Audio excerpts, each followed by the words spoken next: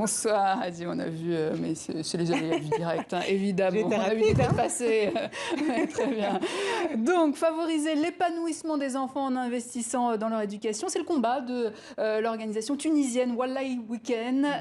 Racontez-nous quelles sont les actions mises en place. Donc, l'association agit principalement pour faire valoir les droits des enfants et notamment ceux qui sont malheureusement en situation précaire, l'accès à l'éducation, aux soins de santé, mais aussi une protection physique et juridique. Tout est mis en place pour que chaque enfant soit respecté et considéré à sa juste valeur. Et parmi les actions impactantes portées par l'organisation, eh bien, il y a un projet d'établissement scolaire. Il s'agit d'un internat situé en pleine nature, au milieu de 8 hectares de terrain. Ce qui fait la particularité de cette école, Lydia, c'est que ce sont des parents aux revenus modestes qui sont employés pour gérer donc cette exploitation agricole. Je vous propose d'écouter la porte-parole de l'association nous expliquer un peu plus dans les détails en quoi consiste la collaboration avec les parents de ces élèves. Dans notre projet, nous avons identifié les parents qui ne travaillent pas ou à faible revenu que nous formons afin de devenir des agriculteurs qui produisent l'alimentation pour la cantine scolaire. Ils sont rémunérés bien évidemment sur les ventes et les excédents agricoles.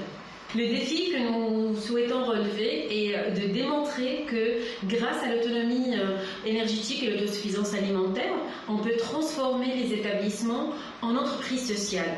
Donc avec ce dispositif, c'est donc toute la famille qui est accompagnée pour être sûr qu'il n'y ait pas de décrochage scolaire. Et ce n'est pas tout. Après la Tunisie, eh bien, l'association prévoit de déployer ce dispositif en Colombie et en Égypte.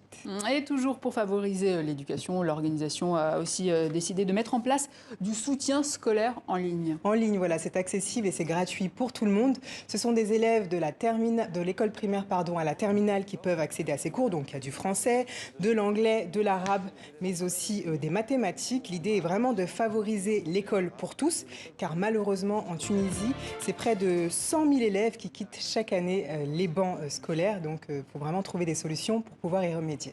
Merci Adi, très jolie robe au passage. Merci Lydia. À demain Adi. Et c'est ainsi que s'achève cette édition. Excellente suite de programme à vous tous et à demain.